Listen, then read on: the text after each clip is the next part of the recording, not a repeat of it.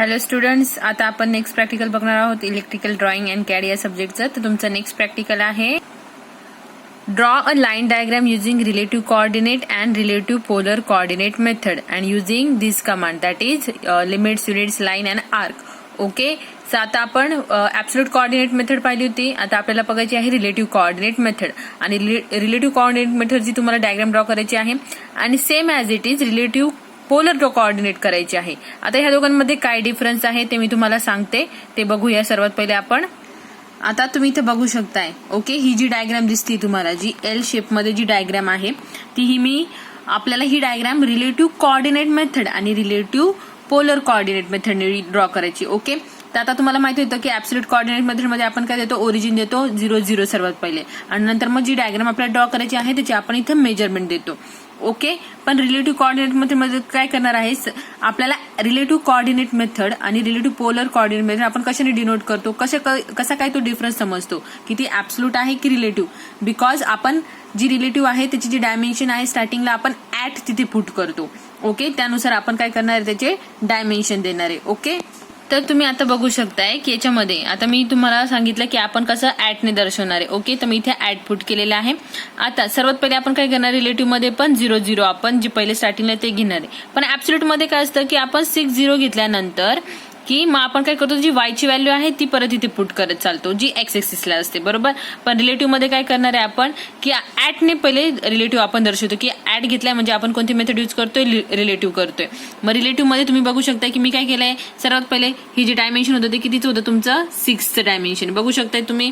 Okay, तर मग त्याच्यामुळे हे जे आहे ही डायमेन्शन मी सगळ्यात पहिले काय केलंय, 6 घेतलाय आणि आपल्याला वायची भेटली आहे का तिथे, नाही, त्याच्यामुळे मी ते 0 करून दिलंय. ओके, आता आपला जो नेक्स्ट आहे तो काय, तुमचा 2 ची लाईन आहे. ओके, मग 2 ची लाईन आहे पण मग एक्स आहे का तिथे, नाही, कारण की ही लाईन कोणती, तुमची वाय एक्सिस साठी, त्याच्यामुळे 0 पुट केलाय, 2 पुट केलाय. Okay, same as it is आपण जेवढे डायमेन्शन दिसतं म्हणजे हे 8, ओके, इथे 10, इकडे पण आहे ते डायमेन्शन, ते दाखवते मी तुम्हाला, आणि तसे ते डायमेन्शन आपण इथे पुट करणार आहोत. आणि मग त्यानंतर आपण रिलेटिव्हची डायग्राम ड्रॉ करूया आणि नंतर मग रिलेटिव्ह पोलरची डायग्राम ड्रॉ करूया. ओके, आता तुम्ही बघू शकताय की मी नेक्स्ट पुट केली की -4. आता -4 काय केलं आहे, कारण की जो 4 आहे तो तुमचा काय आहे, एक्सच्या रिव्हर्स मध्ये, त्याच्यामुळे इथे काय केलंय, -4 केलेला आहे. ओके, तर तुम्ही बघू शकताय किती होती तुमची, मायनस येत होती, त्याच्यामुळे मी इथे काय केलं, -4 आणि 0 केलाय. नंतर तुमची जी परत वाय एक्सिस येते ती किती आहे, 8. ओके, तर मग ती 8 केली आहे. आता तुम्ही बघू शकताय की ही 2 आहे, पण ही 2 कशी आहे, अपोजिट वाय एक्सिस आहे, म्हणून ती काय येणार आहे, मायनस येणार आहे. ओके, मग मी या सगळ्या व्हॅल्यू पहिले पुट करते आणि मग तुम्हाला दाखवते. ओके, तर आता आपण काय करूया, डायग्राम ड्रॉ करूया. तर डायग्राम ड्रॉ करण्यासाठी सर्वात पहिले आपल्याला काय करायचं, रिलेटिव्ह मध्ये करतो आहे, त्याच्यामुळे आपल्याला सर्वात पहिले रिलेटिव्हची सेटिंग सेट करावं लागणार. तर त्यासाठी आपण काय करू, सगळ्यात पहिले DS एंटर करणार. तुम्ही तर बघू शकताय की मी काय टाकलंय, तुमचं DS म्हणजे तुमची सेटिंग आपण चेंज करणार. मग ते एंटर केलं तर तुम्ही बघू शकता इथे सेटअप ओपन झाले. मग आता ही काय तुमची डायनामिक इनपुटवर जाऊन आपण काय करणार आहे, पहिले सेटिंग चेंज करणार. सेटिंग मध्ये तुम्ही तर बघू शकताय की polar format, relative coordinate format पाहिजे नाही आपल्याला. ओके, मग त्यानुसार आपण ओके करणार आहे सर्व, आणि मग तुमची ही सेटिंग झालेली. ओके, तर आता आपण डायग्राम ड्रॉ करायला लागूया. आता सर्वात पहिले काय करायचं आहे, आपल्याला सेम ॲज इट इज जसं ऍब्सोल्यूट कोऑर्डिनेट मेथडने आपण करतो की आपल्याला सगळ्यात पहिले ओरिजिन पासून लाईन ड्रॉ करायची. ओके, मग त्यासाठी आपण काय करणार आहे, लाईन सेटिंग आपण चेंज केली होती, तर मग लाईन आपण इथे सिलेक्ट करणार आहे. ओके, लाईन सिलेक्ट केली, मग इथं काय देणार मी, 0, 0. ओके, आणि एंटर करणार आहे, म्हणजे तुमची लाईन झाली कनेक्ट. ओके, मग आता आपल्याला काय करायचं आहे, किती होतं आपलं डायमेन्शन सर्वात पहिले ते बघूया. इथं बघू शकता डायमेन्शन किती होतं आपलं, 6 0. मग आता आपण काय करणार आहे, ती लाईन कितीची होती तुमची, बेसची 6 ची होती, तर ती आपण ड्रॉ करणार आहे.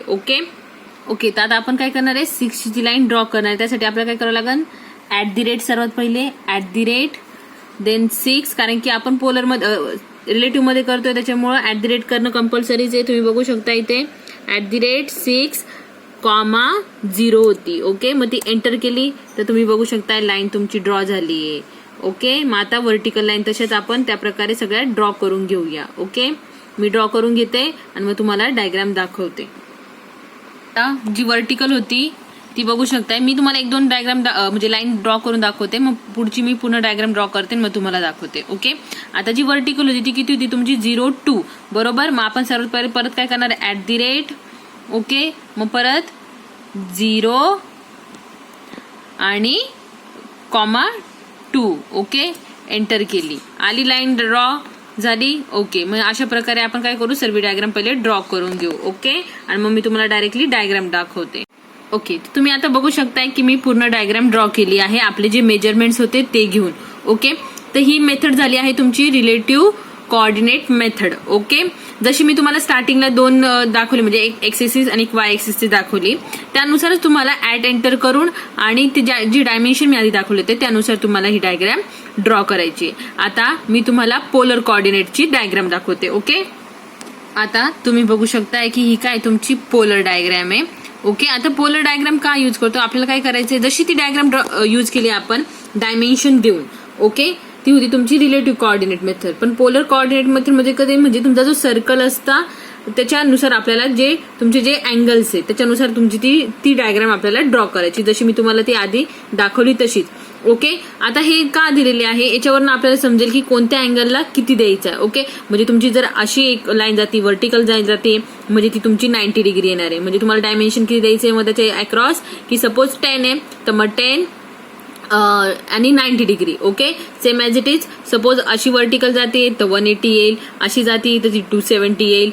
ओके, अशा प्रकारे आपण ह्या पोलर कर्वने ते डायरेक्शन देणार आहे. तर आपण आता ते डायरेक्शन लिहूया. ओके, आता तुम्ही इथे बघू शकता की आपण रिलेटिव्ह पोलर बघणार. तर रिलेटिव्ह पोलर मध्ये आपल्याला 0,0 हे पहिले लिहावंच लागतं, त्यानंतर मग बाकीचे मेजरमेंट्स येतो. तर आता आपण बघूया ते बाकीचे मेजरमेंट्स. आता मी काय करते की मी तीच डायग्राम घेणार आहे. ओके, त्याची रिलेटिव्ह पोलर करणार आहे. तर मग आता तुम्ही बघू शकताय की किती डायमेन्शन त्याची 6 आहे. ओके, आणि ते अँगल किती येतो त्याचा 360 येणार आहे, बरोबर ना. मग आपण काय करणार आहे की इथं पण त्याचं ते तशीच मेन्शन करणार आहे. तर मी हे सगळ्या मेन्शन करते आणि मग त्यानुसार मग आपण डायग्राम ड्रॉ करूया. आता मी तुम्हाला जर सांगितलं की ती किती आहे, 6 ची किती आहे तुमची 360 ला येते, बरोबर.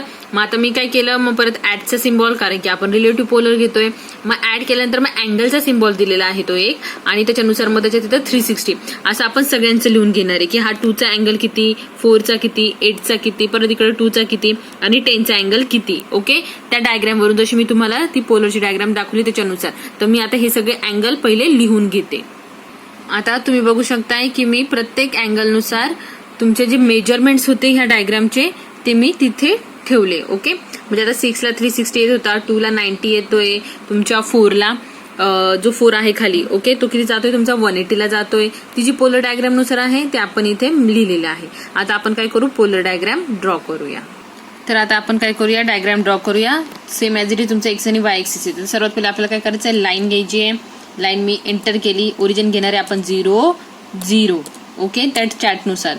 ओके, म्हणजे त्या टेबलनुसार. तर मग आता 0 घेतलाय बघा, ओरिजिन कनेक्ट झालाय. आता आपल्याला वाय एक्सिसला किती घ्यायची होती तुमची 6 आणि अँगल होता तुमचा 360. त्याच्यामुळे मग आपण काय करणार आहे, रिलेटिव्ह पोलर आहे म्हणून ऍट.